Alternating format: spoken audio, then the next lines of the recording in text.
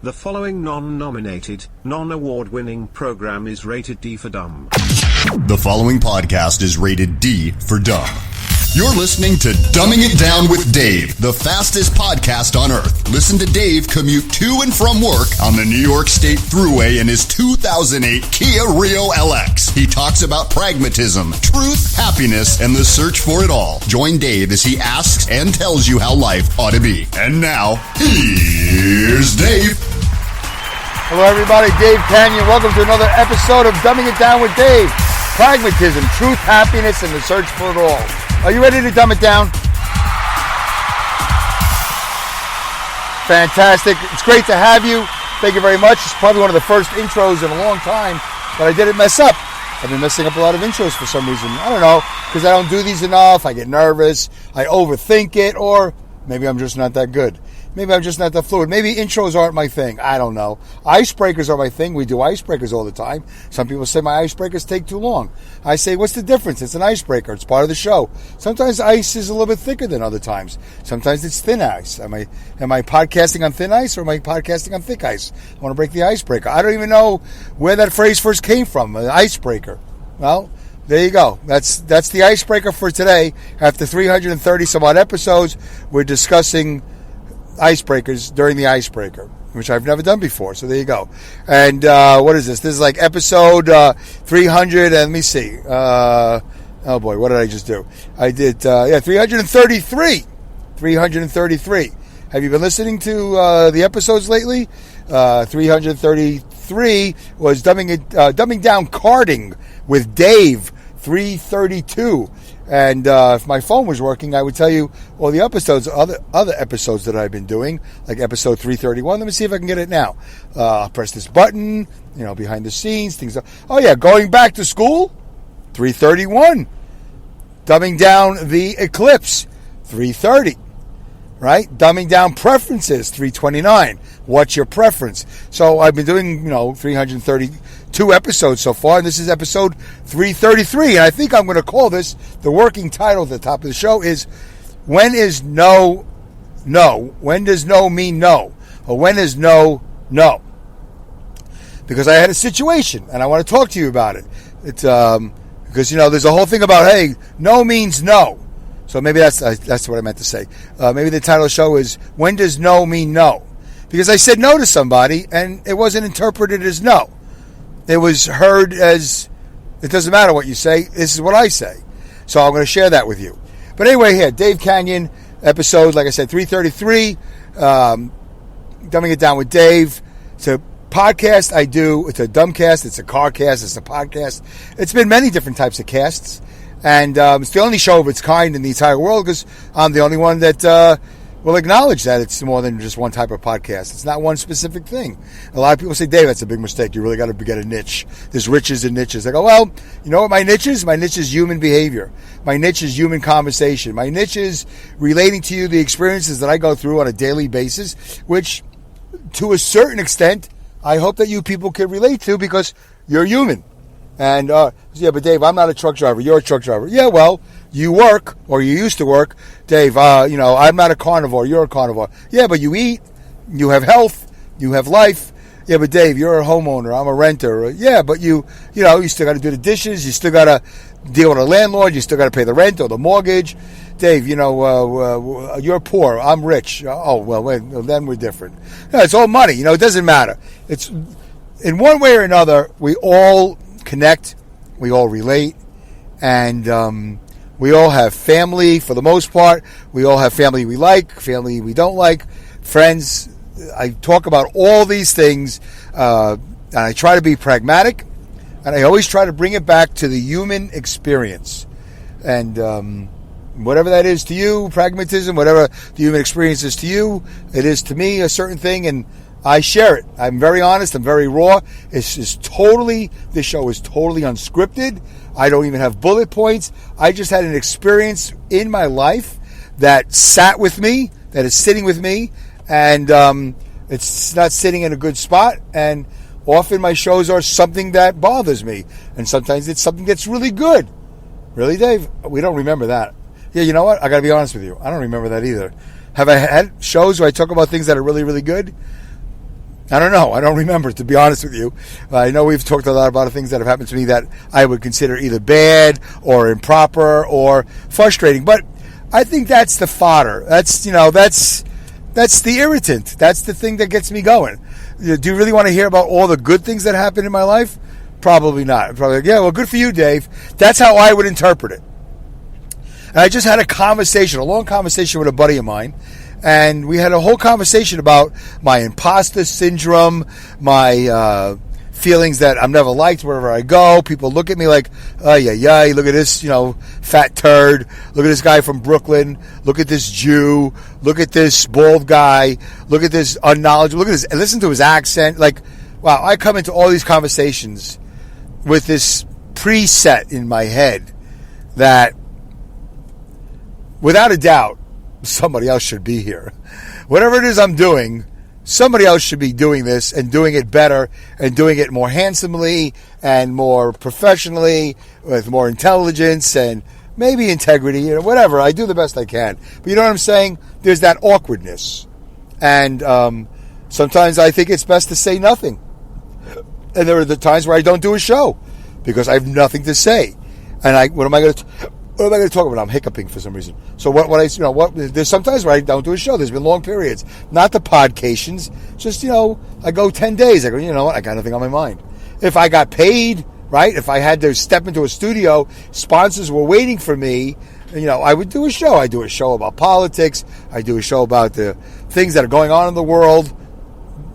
When I have nothing to say, and it's not like a high-spirited or motivated, inspired, driven show, then I don't say anything. And then, because I feel like, well, what am I going to do? Anyway, maybe that's not a good excuse, but it's the way I see it. And by the way, at the end of the day, at the end of the show, at the end of my sentences, the end of my paragraphs, it's dumbing it down with Dave. That's how I see it. And that's my truth. And if you want to change my truth or challenge my truth, I guess I can't stop you. Go ahead. Put a comment into the Spreaker chat box. Say, Dave, I challenge you on this. I think you're wrong. I see a different perspective, or I want to talk to you about it. You could definitely engage with the show on Spreaker. Not Speaker, Spreaker. Spreaker. Okay, Dave, I don't have Spreaker. All right, well, you can email me at dumbingitdownwithdave@yahoo.com. How hard is that? It's the name of the show plus Yahoo. Dumbing It Down with Dave at Yahoo. Twitter @DumbWithDave. Or, you know what? You don't want to write? I think there's other places, I don't remember, to engage with the show. And it's only certain podcast platforms let you engage with the show via the platform. But here's a good thing you could do. You can call the Dumbing It Down with Dave hotline. We also call it the Dumb Line. Why wouldn't we call it the Dumb Line? So that is 347-338-8487. I finally have it memorized without stumbling all over myself. 347-338-8487. You can leave a message, 30 seconds. You can leave it for 12 seconds. You can leave a message for 66 seconds. You don't have to have a specific number. But I like you to keep it clean, sincere, and thoughtful or whatever. And if it pertains to anything that's going on in the show, then I could play it. So I just want you to know, once you send me a voicemail, then there's a good chance that if it's anything worthwhile, I'm going to play it. So I do happen to have a call that came in from super listener, I'm not even going to say super fan. I don't want to put that pressure on her. She's a super listener. Could I assume she's a super fan? I think she's a good person. And we've been in this podcasting thing together for a while. I do my thing in New York. She does her thing in McCall, Idaho. She's the producer of Awesome Insanity Surfers and various other projects. But that's the one that I know her best from. That's the one that gave me the most entertainment and inspiring, because it was a comedy show. It was another podcast, and I don't listen to comedy show podcasts. Whatever she had going on was the only one of its kind. And if it's still available, I suggest you go look for it. Awesome Insanity Surfers. And she did some interesting stuff that was like a series, and there was characters and voices and scripts and production, and I gotta tell you, I really enjoyed it and I miss it. And there it is. We had a friendship. We have a friendship. And she left me a voicemail because she listens to every show. She hasn't missed one. And she had a situation in her life, and she couldn't participate in the show as early as she likes to. She's usually the first one in the comment section. If it's not me, it'll be her. Often it's me because I'm the one that publishes the show, so it's not fair. But I leave a little comment about commenting. And then, she'll leave comments and she'll listen. I know she's listening to the show because she comments on all different things throughout the show. And also there's been times that I don't remember what I said. And she's commenting on stuff. I go, did I talk about that? I got to go back and listen to it. I go, oh, so I have to apologize because she commented on something and I can't expand on her comment. So a little bit frustrating, considering I've done 330 plus episodes and I haven't figured out all the technical stuff and all that other good stuff. But we're back, we're doing it, and it's okay. And I'll figure it out. I think the show's going to get better, but I've said that 330 probably different times, and I think it will get better. I can't imagine getting any worse. How do you get worse than this? So anyway, I think, by the way, that is possible. All right, so I'm going to play this voicemail from Linda. And it's a little bit over a minute, and this is the type of things that you could do if you're listening to Dumb It Down with Dave. And Dave, I've had, by the way, I've had friends in quotations, acquaintances in quotations, whatever, podcasters, listeners, and whatever they go. Yeah, I listen all the time. I just don't comment. I'm like, well, okay, it's helpful if you click like. That is true. There is a truth to that. You click like, you follow, you subscribe. It helps me. Do I make any money out of it? Well, yeah, I do. I make basically the best I've made is like $11 in 60 to 90 days. $11. So, but I don't make money off your well, I don't even know if that's true. I don't know how this whole dynamic insertion works. I don't know how any of that works. All I know is it doesn't hurt me that you listen to the show, and it helps me, right? It doesn't hurt me if you listen to the show because there's advertisements in the show somewhere. I don't know where. At the beginning, the middle, the end, wherever. You listen to a hospital in your area. I listen to a casino in my area. It's all based on your location and your age and the logistics and the analytics and whatever, demographics, all that stuff. But yeah, it doesn't hurt and it helps and why not? I do it for you, right? I do it for everybody. So just click like, subscribe, comment. But if you don't want to type, you don't want to write, you leave a message on the dumb line, 347-338-8487. It's really easy. And you leave a message. So Linda did that, and I greatly appreciate it because it's a sincere phone call, and now I'm going to play it. So you can say your name. You don't have to say your name. You can tell me not to say your name. But if you leave me a voicemail, and I like it, and it makes sense, and it's relatively clean, nobody that listens to my show should really be somebody who curses a lot. I would just imagine that the audience that I have is able to curtail their tongue and, speak like a proper human. Oh, Dave, you just opened up a can of worms. You mean if I curse, I'm not a proper human? Well, I'm not going to say that. I'm just going to say there's really no need, right? There's no sentence that really needs the F-bomb. You don't really need to say the S word. You don't really need to say it. Yes, is it seasoning on a salad? Sometimes the F-bomb is like, oh yeah, that worked there. But truthfully, it's been quite proven. It's unnecessary. It's unnecessary. It's not a pillar of conversation. It's something else, but it's not a pillar. It doesn't hold up. It doesn't, you can't build on top of it, If you just had curse words, that wouldn't be a sentence. But you could have all the other words, and you can make sentences into paragraphs and all that. You get it. Okay, anyway, went on and on. So there you go. That's the icebreaker. There you go. So let's play Linda's voicemail, and then I'll see you in a little bit over a minute. Hi, Dave. It's Linda Irwin. I'm just going to be listening to your show tomorrow. It's May 1st. It's almost 5 o'clock in the morning. Sorry I haven't checked in with your shows, but since Friday I've been totally consumed with my family and friends' well-being in the affected tornado areas, specifically around Omaha and Council Bluffs. I have a lot of family that lives around there and trying to find out what was happening with them. I've been glued to the television watching the live coverage for 12 hours a day since Friday every day. And I've got friends in Kansas and Oklahoma, and I've been on the phone with people trying to find out where people are, and I'm like running behind with all the things I have to do in my normal day because I just can't take my eyes away from the TV trying to find out what's going on with all of the devastation there. So please forgive me. I'll be late listening to your latest show on the 26th, but that's where I've been, and that's what I've been doing. Thank you for understanding. Okay. Take care. Bye. Well, Linda, first of all, I hope everything has worked out. Thank you for the call. Unnecessary to tell me any of that, but I'm glad you did, because I don't know these things.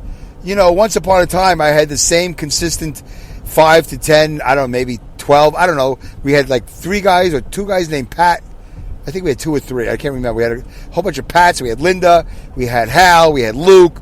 We had Gail. It was people. The same people always commented. It was great. It was like, wow, we were having this conversation. Right? It was good. Most of them have tailed off. But Linda's been there, and I don't know what any of you are doing. I just don't know. We don't have that type of relationship. We could, but we don't. But the truth is, I don't really have that relationship with almost anybody. Does that make me a phony? No, it just makes me busy, and I'm busy, and that makes me that way. But I have a very small group of people that I talk to on a regular basis, and basically that number is 0. But Dave, that must mean you have a lot of time. Yeah, I have time, but I'm selfish, and I like this. This works for me. I don't bother anybody with my stuff, all right? So let's be clear. Not that I'm bothered by this. I'm very happy that Linda called. I wouldn't have played it if I wasn't happy. And it shows that the dumb line works. It shows that you can leave a clear message. But I'm very happy that she relayed that to me. I was aware of weather conditions in the country, as of course all of us are, because you put on the Weather Channel and they can't wait to do a whole thing on it. That's their job. I don't have a cynical view of it. That's their job. They take weather, and then once there's a condition, once there's a situation, yeah, we're all hands on deck. Let's bring in everybody and talk about tornadoes and floods and fires and wind and all of that. It's 24/7. That's what the Weather Channel is. And I knew things were going on. I know there's flooding here and tornadoes here, but I have to be honest with you. I think I'm a typical American. If it's not happening in my backyard, I kind of go, okay, I got a couple of minutes. I don't say it out loud like that, but I watch and I go, ooh, that's terrible. And also, to speak to a larger picture, this whole thing, with the media, with the news and all the other stuff. When we had that Iraqi war years ago, or Iran, or wherever we were, Afghanistan, like every day there'd be a death count, right? DEATH. Soldiers died. And unfortunately for me, I can't speak to you and everybody else in the world, but there's like a numbness. It's like, when you listen to, wait a minute, is that 12 today died, or is that 12 yesterday? Because I don't remember, like the news cycle is just 24/7. It never ends. So if you listen to a story in the morning, and then you listen, in the afternoon or the evening, I don't know if it's the same number. I don't know if it's the same guys. And I just figure every day people are dying. That's it. So the reason why I bring that up, because it's too consistent. It's too constant is the word. There used to be like the evening news, and all right, that's it. But now it's like all day long updates, and the morning news and the midday news, and I'm listening to the radio or podcast, whatever I'm doing if I'm a truck driver, but you get news all the time. And you don't want to shut it off, right? I don't want to say, Dave, shut it off. Actually, this is not the show I wanted to do. When does know me know? But it's hard for me to differentiate time and space and location. And when it comes to the weather, that's the location. It's like, I feel like that's all I ever hear now. Tornado, flood, devastation, this town, that town. So I know lots of those stories have been playing here in New York. It's hard for me to differentiate. So when Linda brought me that voicemail, I was like, holy cow. So I'm a bad host. I didn't listen to the voicemail and then go research what she's been through and where. I've heard of the places, Oklahoma, I think it was, I forget the voicemail now. But she mentioned 2 locations, and Yeah, there's been stuff there, but I'm a bad host. I didn't go look up the stories. I go, oh, and then I didn't call her, and personally and say, well, listen, I'm really sorry. I hope, everything turned out good. And, I'd love to have her on as a guest to not, exploit the situation, but as a human being, when you're in a situation and you're near that zone, you're near that situation, you have family and friends and there's, devastation, that's a human experience that we could all relate to, because pretty much I think everybody's been in a situation one way or another where it's like, I can't take my eyes off the TV. I can't do other things. Listening to Dumbing It Down with Dave, the April 26th episode, dumbing down carding is low on the priority, even for me. Even for me, it's not a priority. So, she doesn't have to explain to me anything. Nobody does. But it was good to hear from her, and it's good to know that she's alive and well. It's good to know that she is concerned and she needed to talk to somebody. And all she got from me was my voicemail, and that's the best I could offer. Yes, if she reached out to me, emailed me, whatever, say, hey, Dave, can you talk? Absolutely. Let's get on the phone and let's do ear to ear, mouth to ear, eye to eye, whatever. We could Zoom, we could FaceTime. Of course. But I never assume that anybody really wants to do that with me. So, because I never want to do it with anybody. Why? Because you don't like people? Well, no. It's because I don't think anybody really wants to hear my story. I do it in a podcast. The origin story is because I do it for me. I wanted to get things off my chest. I wanted to get things out of my head. And I was frustrated by listening to AM radio and FM radio talk shows, right? The angry white man, remember back in the day for years? It was like, oh, these angry white men across the country, which I was one of them. But I don't have time to call into a radio station and dial the phone 20,000 times before you get through. I couldn't wait on hold. The cell signal wouldn't be stable and it wouldn't sound good. And it's just a mess. So I started podcasting. So yes, I initially did it for me, to alleviate my burden. But I did a show called So My Mom's Dead. And I probably should be doing a show So My Dad Died. But I didn't do that show yet. Maybe I won't do it. It just hasn't happened yet. A lot of my shows are very organic. A lot of people have a hard time with that. Like, you should script, you should plan, you should bullet point. Yeah, I know, but I don't. Listen, this show was supposed to be When is No Me No, and I haven't even started it yet. So I'm not even sure we're going to get to it. Maybe I'll have to change the title because we're already 23 minutes in. So anyway, thank you, Linda. I'm so sorry that you have this situation. I hope everybody came out okay. You don't have to type in the chat room yes or no. You can leave me another voicemail, or you can say nothing at all and just, live with it, deal with it, and or call me, email me, and we'll talk on the phone. It'd be good to talk to you. It would be good to talk to you. Linda and I have a lot in common, and I respect her dearly. So, great listener and a great human being. I know, and very talented, by the way. And if she wasn't talented, it wouldn't have anything to do with it. And if she wasn't a great person, that would have nothing to do with it. She's a human being on this planet, and she doesn't need to be validated by Dave Canyon. That's for sure. And that's a whole thing. Like, I don't validate people. They don't need me.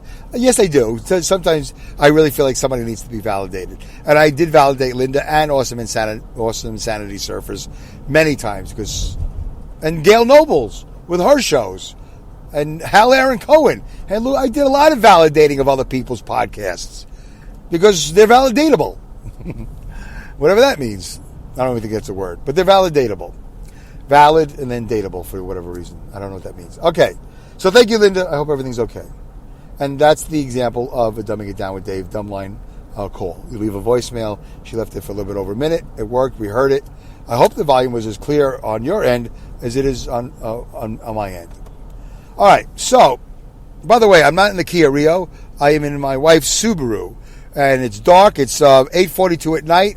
And some car just passed me, flashing his lights at me. So that either means that there's deer on the road, there's a cop, or whatever it is. I don't know. But speed limit is 30, and I'm going 29. So you never know in upstate New York what's going on here. But it has rained. It's not raining now, and the roads are wet. It's dark. And that's it. I'm podcasting in the Subaru. The Kia Rio is on the road, but I still haven't passed inspection. And I got to bring it into the mechanic May 17th. And hopefully I'll be able to fix the sensor problem, whatever it is. And then It'll be inspected, and then I'll be able to drive it anywhere and everywhere, no problem. All right, so let me see if I can do this real quickly. I spent a lot of time talking about God knows what, and Linda and the call and life and human beings, and that was my icebreaker. And it's 25 minutes into the show, so maybe we'll do a longer show. Maybe we won't do a half-hour show. We'll do a longer show. So here's the deal.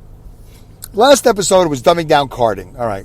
So I went go-karting. I do it, it's not professional, but as professional as you can be without getting paid for it, because it's not an amusement park go-karting. It's real racing and whatever.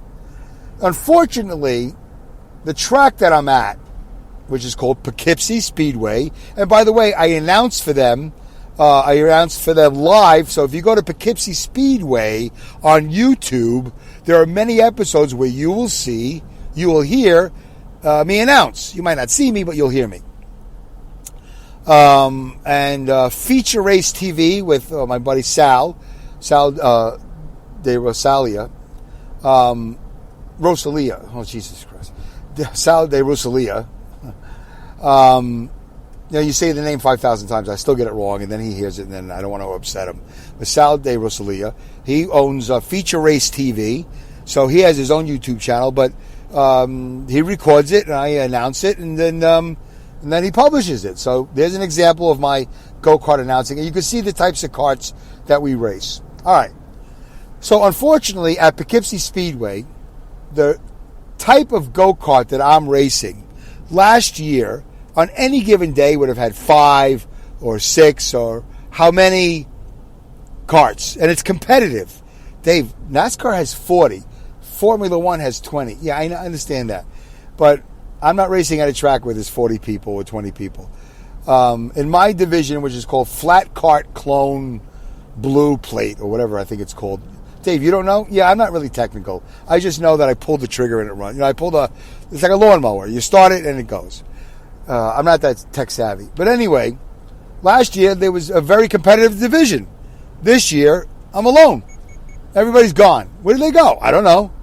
But there's another division called Champ Karts. CHAMP. KARTS. Never spell karts with a C. It's with a K. Why? I don't know. So, that division has had 6, it's had 8, it's had 10. I've seen 13 at Poughkeepsie Speedway. There's been other tracks that have 20 and more. And back in the day, I think karting was even more popular. There's tracks down south where the weather is nicer and these guys are more, mechanical. I don't know what the reasons are. I have no idea why anybody goes anywhere and does anything. I'm not an expert on anything. I'm not even going to fake it. I'm just telling you I don't know. It's one of the easiest things to do. Just say, I don't know. Just relieve yourself of the burden. You don't have to lie. You don't have to make up anything. I don't ever do that on this show. And if I tell you an untruth, it was unintentional. It's because I think it's the truth. But it turns out it's not true. Then I admit it. I was wrong. There you go. Not that hard. Not a big deal. Anyway, so I'm the only one. This past Saturday, I'm doing the show on a Sunday. So yesterday was the 5th or the 4th of May. Oh, yeah, happy Cinco de Mayo. Big deal. So the last week in April, I think it was maybe the 26th. I can't remember. I was coming from practice. Anyway, so it doesn't matter. I hate when podcasters dilly-dally on the date. Nobody cares. So this year I raced my first competitive race. I've been doing a lot of practicing, a lot of going around in circles, which I race on an oval, and just learning how to kart, learning how to hold onto the steering wheel. Dave, is that hard? Yeah, it can be hard. Trying to find the spot on the track where I turn left and this and that. Oh, wow. We have, there's a trooper right here on the road, so I got to be slow here. Let me get around this guy pulling over. Somebody else here on the road. I got to go slow because it is what it is. All right, so there you go. I passed him. There you go. Safe driving, even though you're podcasting. So I did a lot of going around in circles. Yeah, you got to learn how to. By the way, I also lost over 50 pounds. So last year I couldn't do 3 or 4 laps without almost passing out because the G-forces, and it's only a 1/5 mile. So the G-forces and the turns made it hard for me to breathe. Maybe I had anxiety. I don't know what I was doing. And there was no real help. There was nothing anybody could do for me. I got a lot of advice about how to breathe, But the truth is, none of it worked, and I don't know if any of that advice was really warranted. The only thing that really helped me, Dave, exhale, inhale here, do this, do that, relax. Thanks. Oh, the advice is to relax? Thank you very much. Yeah, inhale when you get into the turn, and exhale when you come out of the turn. I go, really? Okay, I tried it. It didn't work. The only thing that really worked was to lose 50 pounds. And I did it. I lost over 50 pounds. And then now, this year, I could do 20 laps at a time, which is what a feature race is. So I could run a whole race, and I don't get tired. I don't get anxious. I don't run out of breath. And in a given day, like Tuesday, this coming Tuesday, which will be May 7th, I will do like 100 laps. If I get to the track on time, and I have enough gas, which is not, it's 87 octane, it's no special gas, and I have enough oil, I can do 100 laps, 20 at a time. And that's it. They don't want to be a track hog. But if I got time, I just go around in circles. Okay, anyway. So I ran my first competitive race. But here's the problem. There was nobody I was racing against. I was barely racing against myself. I could go as slow as I want. I could go as fast as I want. I actually don't know the rules, but I think I could have pulled off at lap 17 out of 20. I think I still would have won because I was the only competitor. So I had already alerted people, I think I did, the people in charge, that when I do lap 20 and I take the checkered flag, I'm not going to come around and do a victory lap and take a picture with the checkered flag and they got a sign that says feature race winner and blah, blah, blah. I'm not going to do all that because it's silly to me. So this is really the crux of the conversation. What I should have done at the beginning of the show. So maybe I'll do a part 2 or maybe I'll do an hour show. It doesn't really matter. You'll get 2 shows in one. You'll get a human show with the icebreaker and then you'll get a karting show or a show about when does no mean no. So my race wasn't the last race of the day. But that was my last race for me. I did my competitive race, it's called the 20 lap feature. I did 20 laps. Obviously, I won because there was nobody to lose to. And when it was done, I pulled off before victory lane. And I just, you have to get your cart weighed. There's a scale. There's a guy who was the tech. He's in charge of the tech. He texts your cart to make sure you're legal, whatever. I don't know what the rules are. If I ever do anything illegal, believe me, it's totally unintentional. I wouldn't know how to cheat. I don't know how to do anything. It's amazing. I pull the trigger. I pull the cord and the cart runs every week. I'm the least likely carter ever. Don't know what the hell I'm doing. And I'm not proud of it. It's just how I do it. Whatever. So, and I go to my trailer and I start loading everything up. And it's time to go. I'm not going to leave. I'm going to wait till I got to watch. I actually had to run a camera for another division, for Sal's feature race TV. So I'm sticking around. That's the last race of the day. So that race goes, it's exciting, whatever it is, and it's over. Okay, good. Now it's time to really go. So I had to turn in a piece of equipment, whatever. I don't remember what happened. But I had to go to the scorer's tower, and there's the person who owns the track and runs the track. Her name is Mary. She's very nice. Everything's good. I'm very happy she's the new owner. I'm very happy she's the new promoter. And she's doing a great job. And anything I can do to help her, I always say that. Anything I can do to help, I'm here to help. Because it's very hard to do it by yourself. And I think it's the dream work that makes the team work, right? Or it's the teamwork that makes the dream work, whatever. So, but anyway, I'm not really, per se, PERSE, I'm not really like on the team.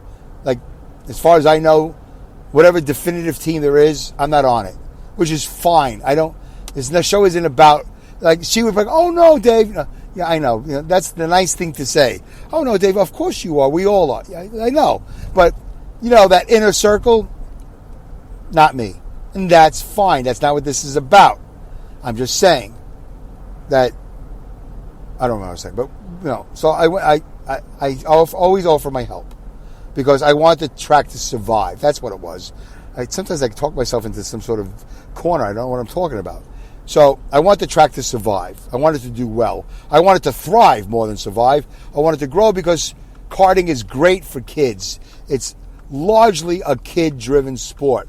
or really maybe even more. I don't know the numbers. It would be good if I knew. If I was a good podcast, I would have done the research. But I didn't know I was going to really talk about this. What is the demographics on karting all over the United States and for the world? It's an international sport, by the way. Most of your F1 drivers started off, if not all of them, have started off in karting. NASCAR drivers. But it's also like kids all over the country play soccer. But then they get older, and then they play baseball, football, they do other things. And then the soccer, the United States soccer for that matter, that population kind of dwindles down.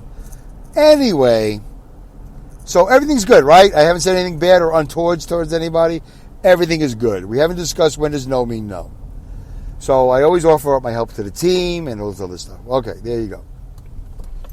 So I had to go up to the scores tower. There was Mary, and I said, blah, blah, blah, thank you, or whatever, because I think that's the nice thing to do.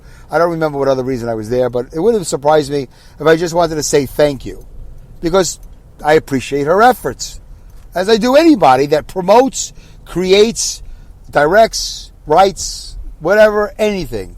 Everybody who listens to the show knows that creating is very difficult. Directing, all of that. It's all very difficult and hard, especially when you're dealing with a lot of opinions and attitudes. It's a lot of work. And every so often, it's nice to hear thank you, thank you, thank you, thank you. I appreciate your efforts. Oh, thank you. Well, I appreciate you appreciating, right? Okay. So, all that being said, I go to say something. And whatever it is I said, and it was over. It was good. It's all good. So,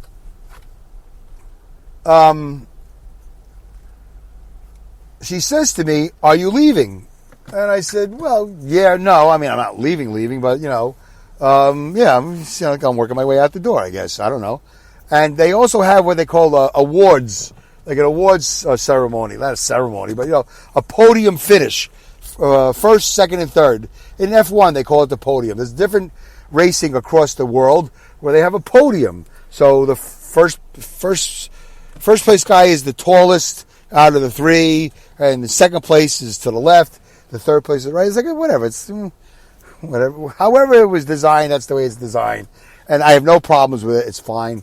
But just watch any F1 race, you'll see the podium. But the guy who wins is always on the tallest part of the podium, and he dwarfs the second and third place guy. Whatever, because he won, I guess. Maybe it's from the Greek.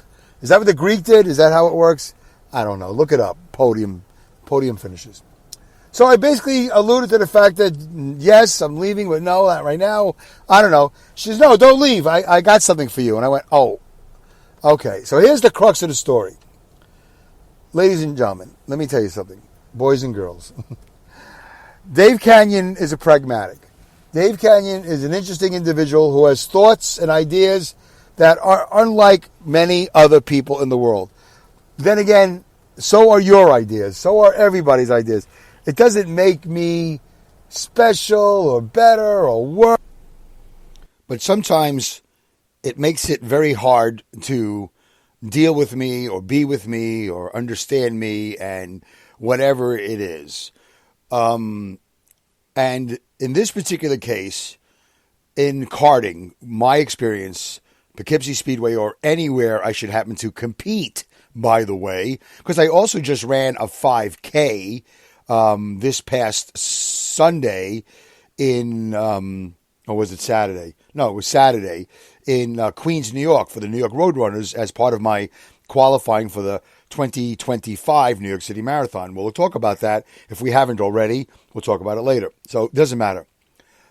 I have put a lot of thought into this. I've driven a tractor trailer. I'm not going to say across this country, but I'll say around the Northeast.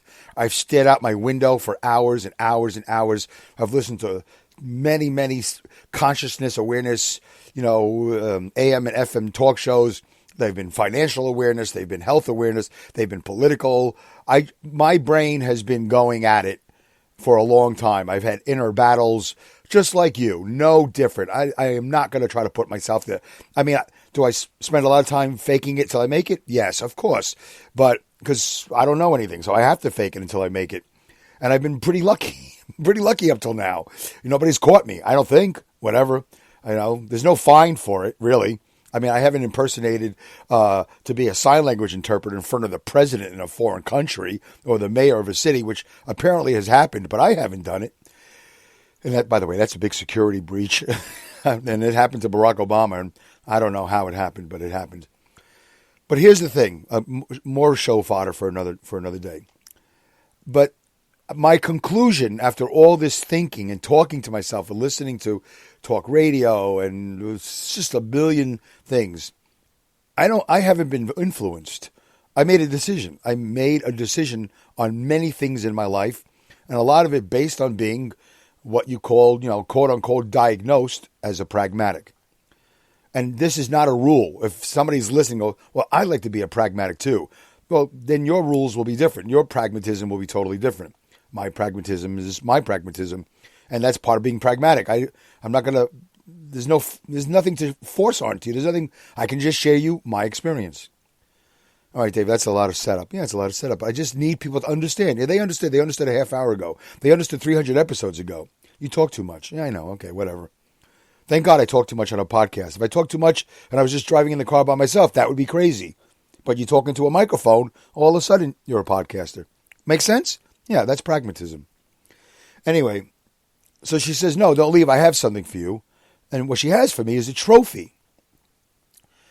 And I'm like, no, it's okay. I don't want it. I got to go. I got to go. I'll stay for the ceremony and I'll clap for the kids, right? 6, 7, 8, 10, 12, 14, whatever child or whatever adult that has the enthusiasm to receive a trophy. I'm not insulting an adult because adults get trophies all the time. I'm not going to outwardly insult somebody for getting a trophy. That's not what I'm here to do. And I'm here to race to fulfill a void, because that's what you do. When you love someone, you fill a void. When you eat, you fill a void. When you travel, you fill a void. If you had no voids to fill, you would probably never leave your house. Unless staying in your house all day fills a void. And that's probably true too. If your void is, the fear of leaving your house, and every day you wake up and you're afraid to go outside and you're afraid to leave your house, or maybe that's two different categories. I don't even know. I don't mean to confuse you, but it could be two different things, right? One person is afraid to leave the house and the other person is afraid to go outside. It's two different things. I think it is. Whatever. Maybe it's not. Semantics? Maybe. I don't know. But my thing is, I'm not there for trophies. I'm not there. The void that I'm filling is a void of fulfillment, the void of accomplishing, the void of not having lived my first 30 years like I should have. So I'm now living my next 30 years like I should have lived my first 30 years. If I was a little boy, would I have wanted that trophy? Hell yeah. Hell yeah. I'm not denying that. I would have held it proudly. I would have showed it to my friends. I would have brought it in my school bag and just walked around with it like it's a comb in my pocket, which we used to do in the 70s, by the way. Remember that? Any of you disco guys? Disco gals? Brushes, remember? Brushes and combs in your pocket? Now it's cell phones. Apparently everybody has messy hair. I don't see anybody walking around with combs and brushes. So I have come to that conclusion. It wasn't overnight. It was how long it took. I don't know how long it took. It took me an hour. It took me a year, 5 years, 10 years. However long it took, it wasn't like I wrote it down in my diary. Today I decided no trophies. It just became a part of me. It became a part of my pragmatism. It became a part of my fulfillment, my truth, and my happiness, my joy, my inner whatever that is, whatever you want to call it. So I said, no, thank you. I'm fine. I got to go. And she said, no. You're taking this trophy. And I was like, like you're at that moment in time. Like when an old lady wants to give you a sucking candy. Have you ever had that experience? This is pretty much what this is like. You're somewhere and this old grandma digs deep in her purse and pulls out a sucking candy or whatever they pull out of their purse. Say, hey, you look famished. Here's a piece of candy, little boy. I'm like, oh yeah, I don't do candy. Which I didn't, by the way. I didn't do candy as a child, not sucking candies. I did chocolate. I did the sucking candies. And I'm like, no, thank you. But then they go, no, it's okay. See, I'm being polite, right? But I'm also being honest. I don't want sucking candy. And I'm also being polite. Even if I wanted a second candy, I probably would say, no, thank you, right? We all know this. What do you call that? A discourse? Like you say, they say something, you say something. It's all played out. We do this 1,000,000 times a day. We've done this 1,000,000,000 times, 1,000,000,000 times in human history. So she goes, no, it's quite all right. You don't have to say no, right? Hey, you can stay here at my house tonight. No, it's okay. Whatever. I'm not doing the grandmother example. Hey, let me buy you lunch. Hey, let me get you a drink. Hey, let me get that for you. No, it's okay. I got it. No. I love to help you. I get all that. We all get that. It's not a complicated matter. I'm not making more of it than it is. All I am doing is speaking my truth. And my truth has a value. My truth has the same value as your truth, right? There's no more or less, but it is my truth. And I should be allowed to stay to my truth. Her wanting to give me a trophy can be her truth. I'm not going to even talk about that or argue that, but it shouldn't trump my truth. And my truth is, it's time to go. I don't need to accumulate this generic statue. So I say generic, and you might think I'm saying it in a negative way. No, it's not that it's generic, because it doesn't say the date. It doesn't say the location. It's just a plastic. I'm holding it in my hand right now. It's just a... I'll post it on the Dumbing It Down with Dave Facebook group and also on my Twitter page, and maybe even my Instagram so you can see it. And I'll if I feel like it, I'll post a picture of me standing on the podium so everybody who isn't on Facebook can see it on Twitter or wherever and all that other good stuff. I just need everybody to understand, and I want to have this conversation. I hope it's with Linda, and I hope it's with Gail. I hope it's with Hal. I hope it's with Luke. I hope it's with all the Pats. I hope it's with everybody that disappeared, because I'd like to have this mastermind series, right, of people discussing, the ins and outs and the pros and cons and the yays and nays and the goods and bads or whatever the words are for when does no mean no, and when is it your truth, and do other truths trump your truths or my truths or anything like. So I said, no, I'm okay. She goes, no, you're taking it. I'm like, and I can't say that's exactly what she said, but basically it was no. I have to give you this or whatever. I'm like, no, it's really, I'm not here for that. And that is the absolute truth. I could never win a trophy for the rest of my life. No, I can win trophies, but I don't need to accept a trophy for the rest of my life. I don't need to accumulate. And I'm not assuming that I'm going to accumulate. Well, right now I'm the only Carter in my division. So it's safe to say that for the next 20 some odd weeks, I will be accumulating 20 trophies, which is absolutely ridiculous. It's ridiculous. Can you imagine that? Can you sit there for a while? Can you pause the show and just sit for a while and think about me sitting here on my bed in my room now? Because I was in the van when I started the show, my wife's Subaru last night, and then I had an issue. Somebody called me during the show, and now I'm continuing it in the morning. It's a little confusing for you. I'm sorry, I didn't mean to do that, but I have to be honest with you. So I'm looking out my bedroom window, and I see my dresser, and there's my trophy on top of the dresser. And I can't imagine 20 more trophies. Well, Dave, put them in your garage. No, you don't understand. I don't want 20 trophies anywhere.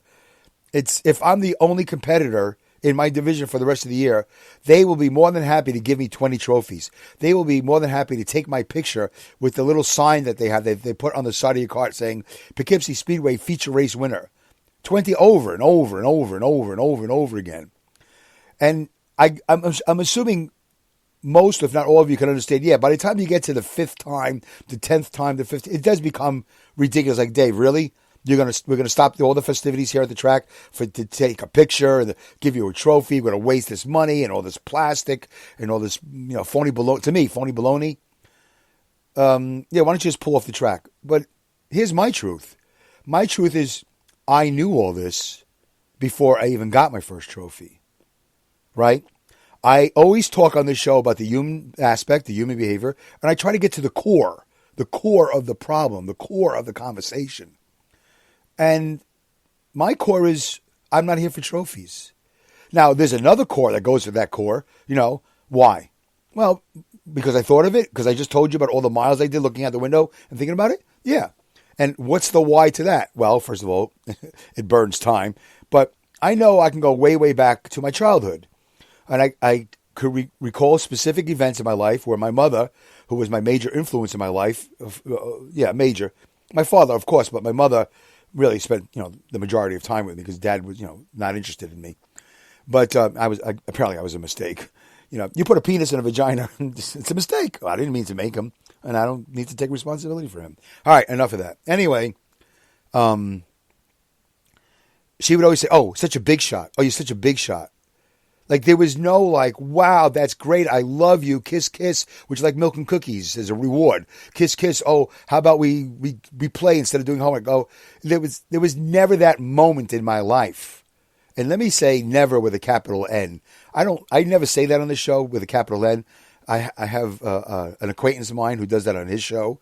He'll always say something with a capital whatever. But this is never that I could recall. So to be fair, there's never been a moment in my life where I've done anything in my family, anything in my life where my mother, my father, my grandmother, my grandfather, my other grandmother, my other grandfather, my sister, my uncles, my aunts, whatever, my friends. There's never, ever, ever been a mentor. There's never, ever, ever, ever been a time where somebody was so happy for me that I did well in anything. Even if I got a 75 on a test that I've been failing for weeks in a subject, I could write a whole list, right? What's the list of things you do as a child? What are the things you do? All the things you do. You learn how to ride a two-wheeler. You learn how to roller skate. You fall and you get up. You make friends. You make new friends. You're nice to somebody. You pick up $1. You give it back to the person who lost. Whatever. You do a good job in your paper route. Yeah, I've spent my into teenagehood and young adulthood. But what I did experience is the opposite. Is the word admonishment. I was admonished. I was berated. I was beaten. I was yelled at. I was punished for all the things I did bad. Right? But never really, if I used admonished in the wrong way, I'm sorry. I don't have time to look it up right now, so I didn't mean to misuse the word. But you know me, I'm not too intelligent. And that's what unintelligent people do. They just make up words as they go along. You throw a stick of dynamite in a barrel of words, and you just, whatever flies up in your hand, I got this word right here, admonish. But I got the opposite. I had my whole life of being yelled at and being told how bad you are. You're the devil. My mother would say, "You're the devil. You're the devil." And she'd make it the devil sign, because that's what they do in sign language. That's the sign for devil, with the ears, whatever. And so that had an effect on me. That's traumatic. That's my trauma. And that's my diagnosis. So I've gotten to the core of this, and that should be okay. That should really, really be okay. I don't need the love, the respect, the admiration, the anything from anybody at all, anywhere, anytime. I don't need it to survive. But as I talk about as a pragmatic, this world has lost its focus on self-preservation. We don't self-preserve. We take self-preservation for granted. So that's why we're into these big TVs and Disney vacations and fashion and all that phony baloney. All these things are important to Americans, but none of them are important to self-preservation. And that is my God. That is my God. That is my pragmatism. It's all about living another day. It's all about breathing and being the healthiest I can be. And not just the last 5-6 months since October 23, since I've lost, as of this morning, 53 pounds. No, it's moving forward, educating myself, expanding my horizons, learning other cultures, eating different foods, being diverse, but not making a big spectacle of it. I don't need to have blue hair, pink hair, yellow hair, piercings, tattoos. I don't need to carry signs. I don't need to protest in the streets. I don't need to do anything. I just need to take care of myself. And I've put a lot of thought into taking care of myself. And part of taking care of myself, one very small part of it, is not putting any energy into a symbol like a trophy. That reward. The reward, I just had this conversation with a friend of mine. That reward is in my heart. If there is such a thing, a place in your heart. That reward is in my head, in my brain, in my memory banks. If there is such a thing, that's where my trophy is. My trophy is, I know what I've done. I know what I've done. I don't need you to know what I've done. I know you know. And if anybody wanted to come up to me and pat me on the shoulder, pat me on the head. And by the way, this all goes along with love languages. I've talked about it on the show. People want to hear things and celebrate things in different ways. But my way wasn't respected. It wasn't acknowledged. It wasn't. What I wanted to hear was this. Oh, okay, Dave. That's your prerogative. That's your truth. And we don't have to have a conversation about it because ultimately, at the end of the day, it doesn't matter to anybody. It doesn't. It really doesn't. It has no self-preservation effect on anybody. It's just like, oh, there's that guy. He's up, oh, clap, clap, clap. Yay. We get time to go. So that's my truth, and I'm sticking to it. What say you? In this particular case, should no have meant no? Or, Dave, you're not really looking at this. You're not looking at the big picture. Because it has been explained to me, and I get it. This wasn't about me, this trophy. This is about the track. This is about the celebration of life. This is about all those things, those peripheral things, or whatever you want to call it, right? That, because if you think, Dave, that you're the center of the universe, fine, good luck and God bless. And I am the center of my universe. And why not? I mean, there's nothing wrong with that, right? Make David first again. Make Dave great again. That's kind of like a MAGA. Anyway, make American Dave great again. MAGA, whatever. But I did participate. And it didn't make a difference in anybody's like, okay, was Mary happy to see me on this? Because I'm a man of a certain age and I'm participating in a class and I pay, and I don't know what her intentions are. I assume they're good. And just assume my intentions are good too. And if I tell you no, it's no. Okay, no problem, Dave. We can talk about it if you want. We don't have to talk about it. And frankly, nobody really cares because that's your BS, Dave, right? Nobody wants to hear your BS. Except for people who listen to your podcast. And even they don't want to listen to your BS. Which is evident by the numbers I'm seeing on my statistics. Which I laugh about because it's fine. Even then, I'm way over all that. My depleters, my acquaintances, my ex-friends. It's really all good. But what say you? Was I wrong? Am I wrong in my feelings? No. How can you say I'm wrong in my feelings? Those are my feelings. Am I wrong in my truth? No, I mean, say what you want. I don't want to be a bully in this. You know, everybody's free to call the Dumbing It Down with Dave dumb line 347-338-8487. Or, email me, dumbingitdownwithdave@yahoo.com. Tweet me at dumbwithdave. Or hear the Spreaker chat box.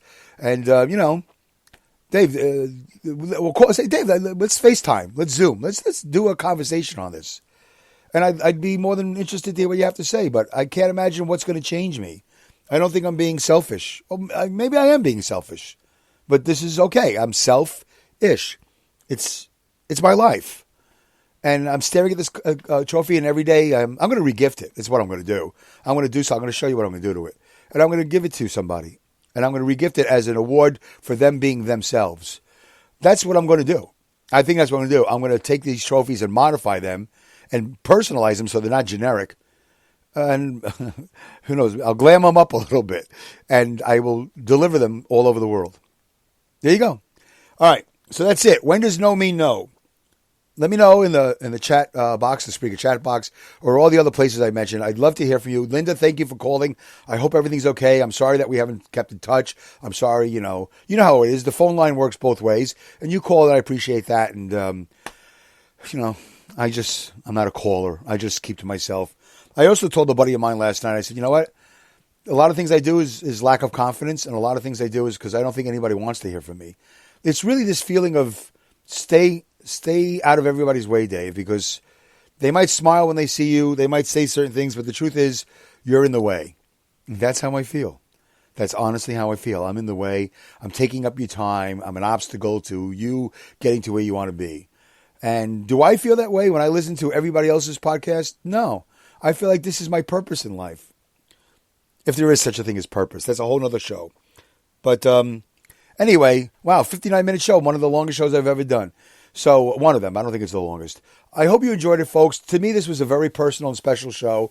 All of them are. But this one was very recent and very alive and very whatever.